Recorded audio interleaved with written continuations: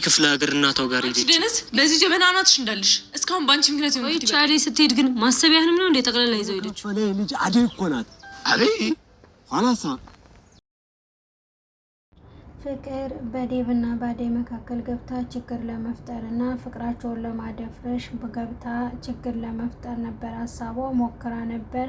በተለይ በደረሰው መርዝ አደይ ናት ምግብ ስለምትሰራና ጽዳት ሰራተኛ ናት፣ ሁሉንም ነገር ያቀናበረችው እሷ ናት ብላ ብትልም ዴቭ ግን ሊሰማት አልቻለም፣ ሊያምናትም አልቻለም፣ ሊቀበላትም አልቻለም።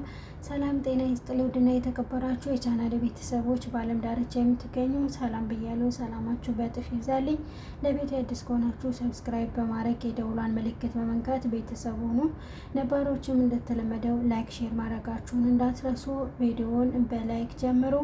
ሰራተኛዋ አደይን ክፍል 119 ይዤላችሁ መጥቻለሁ። እስከ መጨረሻው ተከታተሉ። ሀሳብ አስተያየታችሁን መጨረሻ ላይ ስጡ ውዶችዬ። የአደይ ድራማ ዳይመንድ እና ኪንጎ አደይ እንዳለችው እንግዲህ በቃ እውነትም መርዙን አርጋ እሷ በአደይ ለማላቀቅና በአደይ ለማሳበብ ሁሉን ነገር አደይ ላይ ለመደፍደፍ ነበረ ሀሳቧ። አንቺን የሻረክሽው ብሎ ዳይመንድ እና ኪንጎ ደግሞ እንግዲህ ጸጉሯን ይዘው እየጎተቷት እያስጨነቋት ነበረ። ተናገሪ እውነቱን አለበዛ እንለቅሽም እያሉ እያፋጠጧት ነበረ። በተለይ ደግሞ ዳይመንድ አደይን እንደ እህቱ ስለሚያያትና ስለሚቆጥራት እህቴ በጭራሽ እንደዚህ መጨናነቅ የለባትም፣ ባላረገችውና ባልሰራችው ነገር የምትሰራባት ሴትዮ የፍቅር እናት ብትሆንም አደይ ናት ብላ ነው የምታስበው። ሰራተኛና ምግብ ስለምትሰራ ሰርታ ስለምትሰጣቸውም ልጆቼን የፈጀችው እሷ ናት ብላ የምጠረጥረው በእሷ ነበር። እንደውም ወደ ህግ ቦታ መሄድ አለብሽ፣ ሂጂና እውነቱን መናገር አለብሽ ብለው እያስጨነቋትና ጸጉሯን እየጎተቷት ነበረ። ለምለም እንግዲህ ጓደኛዋን አደይን ለመጋራት ብላ በቃ የሆነ ይሁን እንጋፈጣለን፣ አብረንሽ እንቆማለን እና አብረን ብላት እጇን ይዛ ወደ ሐኪም ቤት እንዳለባቸው ስለተመካከሩ በር ላይ ሲደርሱ ቴና እንግዲህ ወዴት ነው የምትሄጂው? አይንሽን በጨው አጥበሽ እዚህ ልጠይቂው መጣሽ ወይ ብላት ቆማባት ነበረ። እንደዚህ በቀላል የማትመለሰው ለምለም ደግሞ በጥፊ ብላት ሐኪም ቤቱን ጥላ እንድትወጣና ስነ ስርዓት እንድትይዝ እንደገና ደግሞ ከአደይና ከዴቭ መካከል እንድትረቅ አስጠንቅቃት ነበር። እነሱም ወደ ውስጥ ገብተዋል። አደይ ዴቭ እንደዛ ተኝቶ ምንም ያሰላት ነገር የለም። ሄዳ እንዴት እንደሆነና ሁኔታውን እንዴት እንድትሻለው መድኃኒቱንም እየወሰደ እንደሆነ ስለመሙ የሚሰማውን ነገር በደንብ አርጋ ጠየቀችው። እነሱም ደግሞ ቀስ ብሎ ለማብራራት እየሞከረ ያለ የተፈጠረው ነገር እኮ ሁሉም የሚገርም ነው። ታውቂያለሽ፣ አንቺን ለመግደል የተዘጋጀ መድኃኒት ነበር እኔ ላይ የተረፈው ለእኔ የሆነው እና ዋናው ነገር ደግሞ መድኃኔ ነው። አንቺ ምንም ሳትሆኝብኝ እያላት እያስረዳት ነበረ ቀስ ብሎ። አደይም እንዴት እንደዚህ ሊሆን ይችላል ብላ ቤዛ እኮ ለአንቺ ያመጣችው ምግብ ነው ብይ ብላ እሱን ነው እኮ በልቼ እንደዛ መከራዬን ያየሁት። ፍቅር ደግሞ የኔን ትራፊ በልታ ይሆናላ እኔም ተርፎ ነበረ እሷ እንደዚህ የሆነችው እያለ ሊያስረዳት እየሞከረ ነበረ። አደይም ደግሞ ይህን ስትሰማ ምን ያክልም በደል በድላት ነው እኔ ልትገለኝ የተነሳችው ቤዛ ተብዬዋ። ሰሞኑን እኮ ጠጋ ቀረብ ስትለኝ በጣም ፈርቻት ነበረ። ምክንያቷ ምን እንደሆነ ብዬ ልጠይቃት ብዬ አልሰማችኝም እንጂ እኔ ምንም ምክንያት የለኝም ስለምወድሽ ነው እንጂ ስላለች ነው እንጂ እኔ ጠጋ ስትለኝ በጣም ፈርቻት ነበረ እያለች ለዴቭ እየነገረችው ነበር። እንደዚህ መቀራረባቸውና ማውራታቸው ያናደዳት ፍቅር እንግዲህ ከጎናቸው ከታመመችበትና ከተኛችበት ቀና ብላ እንዴት እንደዚህ ብታስባት ነው? እየሸወደች እኮ ነው አደይ ተብዬዋ። እሷ እኮ ናት በእኔና በአንተ መካከል እየገባች በፍቅራችን መሀል ለመለያየትና እኔ እናንተን ለመግደል ወስና የተነሳችው አሰባበት ነው። እንደዛ ባይሆን እኮ እያለች እየጨቀጨቀችው እየነዘነዘችው ነበረ።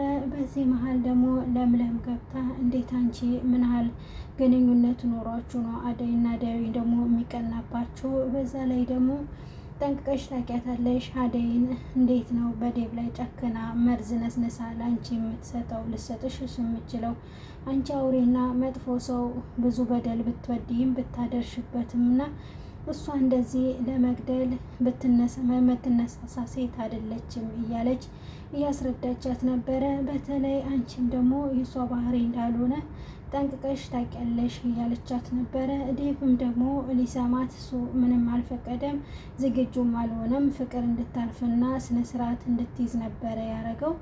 አሁን እንኳን አሟት አልጋ ላይ ተኝታ አፏን ዘግታ ዝም እንድትል አርጓታል። እንዲሁ እየተዋዋሉ ዴቭም እንግዲህ ፈቀቅ ብሎ ከተኛበት አልጋ ላይ ከአጠገቡ ቁጭ እንድትል እየጋበዛት ነበር። አደይን ግን ስታስበው ልክ እንዳልሆነች እና ጥሩ እንዳልሆነ ነው። እትዬ እዚህ ከመጡ ጥሩ ስሜት እንደማይሰማቸውና እና ደግሞ መርዙ ስለተመረዘ በምግብ ስለሆነ ምግቡን የሰራሁት እኔ ስለሰጠውክ እኔ የመረስኩክ ነው የመሰልኳቸው። ስለዚህ እውነቱ እስከሚወጣ ድረስ እትዬን አይናቸውን ማየትና እኔም ማግኘት የለባቸውም ብላ ከሐኪም ቤት ወጥታለች። እውነቱን ማወቅና መውጣት አለበት ብሎ እሱም ከሐኪም ቤት እንደማንም ብሎ ከፍቅር ጋራ መድኃኒታቸውን ጨርሰው ወጥተዋል። በሌላ በኩል እንግዲህ መንገዱንም ሁሉንም ነገር ከልተው እያለች እየሄደች ያለ ቅምጥል እንግዲህ ባቡሬ አገኛት። ወዴት እንዴት እንደሄደችና ለምን እንደ እየተንከራተተች እንደሆነ እየጠየቃት ነበር። እሷም ምን እየሆንክ ነው?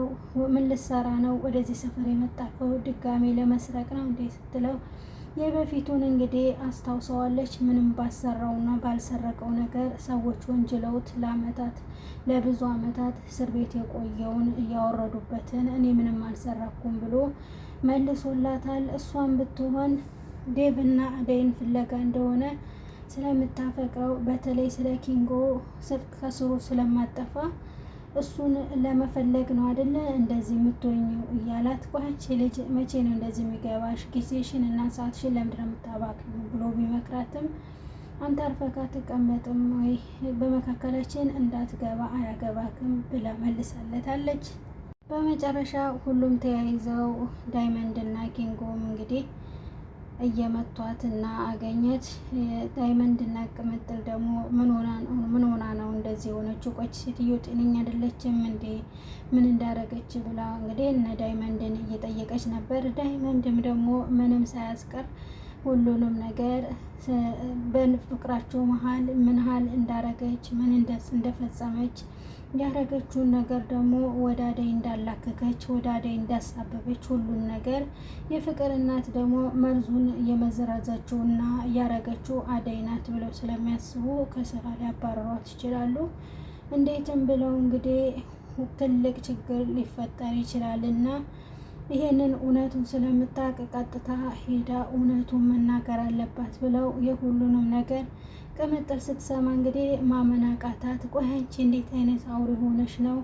ትልቅ ሰው አይደለሽም ወይ? የቤት ልጅ አይደለሽም ወይ? እስከዚህ ጥግ ድረስ ምን አስኬደሽ አንቺ እያለቻት ያንን ጸጉሯን እንግዲህ ይዛ እየሳበች ብትጠይቃትም እኔ አይደለሁም አይኔን ድንጋይ አድርገው ብላ ክዳቸዋለች።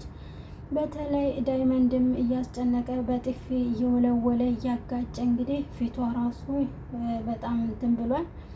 እየመታትም እንትን ቢላት እውነት እንድትናገር ቢያስጨንቃትም እሷ እንግዲህ ወይ ፍንክቻ አላለችም። እንደውም ዞር ብላ እሱን ለመሸወድ ተነስታ ነበረ። እንደውም አደይ ናት እየሸወደቻችሁ ያለችው አደይ ናት መርዙን ያረገችው ብላ አሁንም እንደለመደችው እየተናገረች ነበር። ዳይመንድ እና ኪንጎ በቀላሉ አደይን እንግዲህ ሊሸወዱላት አልቻሉም።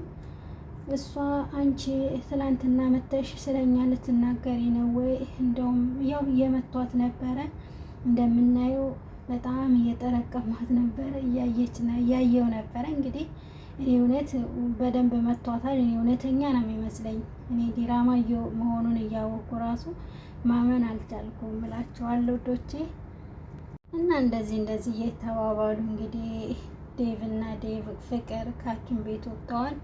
በመጨረሻም እትዬ እንግዲህ ተናደው ጨሰው ነበረ። በተለይ ቤዛ ደግሞ ጋዛር ከፍክፋባቸው ነበረ። አንቺ እኮ ነሽ እዚህ ቤት እንድትኖር የፈቀድሽላት እያለች በአደይ ላይ እንግዲህ አቀሳስራባታለች ሁሉንም ነገር። በተለይ ደግሞ አሹ ስለተባረረ ቲክቶከሯ እንዴት አሹ ሰው እንደሌለው ጠንቅቀሽ እያወቅሽ ታባረዋለሽ ባንዴ ብላ የፍቅር እናት እየተናገረቻት ነበረ። የፍቅር እናትም በጣም ተናደው ነበረ።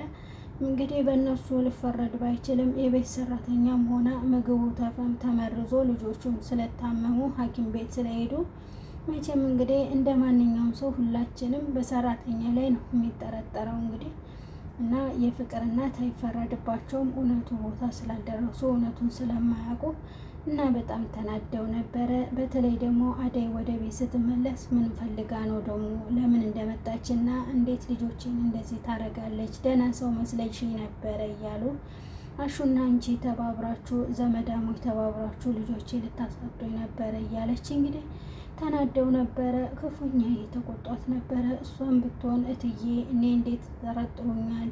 እኔ በጭራሽ እንደዚህ አላረኩም፣ ግን ብሎ ነገሩ መውጣቱ አይቀርም፣ እውነቱ መውጣቱ አይቀርም ብለው ቢሏቸውም እንግዲህ መስሚያቸው ጥጥ ነው። ማማ ያው እንደገና ደግሞ የፍቅርን እናትም ያው ሁሉን ነገር ስለነገሯቸው በስርዓት ሊያምኑ በቀላሉ አልቻሉም። ለማንኛውም እቃሽን አዘጋጅተሽ ከዚህ ቤት ትወጫለሽ ብላት እንግዲህ እቃዋን ልታዘጋጅ ወደ ክላሷ ገብታለች። አደይም ዴቭና ፍቅርም ከሐኪም ቤት እንደመጡ የአደይ እናት እንኳን ሰላም መጣችሁ ብለዋቸው ተቀብሏቸዋል። በመሀል ደግሞ ፍቅር እንግዲህ ነገሮቹን ለማነሳሳት እና አደይን ከቤት ለማስወጣት እስካሁን እኮ እኛም ሞተን ነበረ፣ ቤትን መምጣት አንችልም ነበረ፣ እዚህ ቤት አደይ የምትባልን አይኖን ማየት አልፈልግም እያለች ስታነሳሳ የፊቱ ደግሞ ቅይይር ብሏል። አደይ እናት ፊትም ቢሆን እትዬ እኔ ምንም አላጠፋው፣ እሷ ምንም አላጠፋችም፣ ተሽሎናል ሁሉ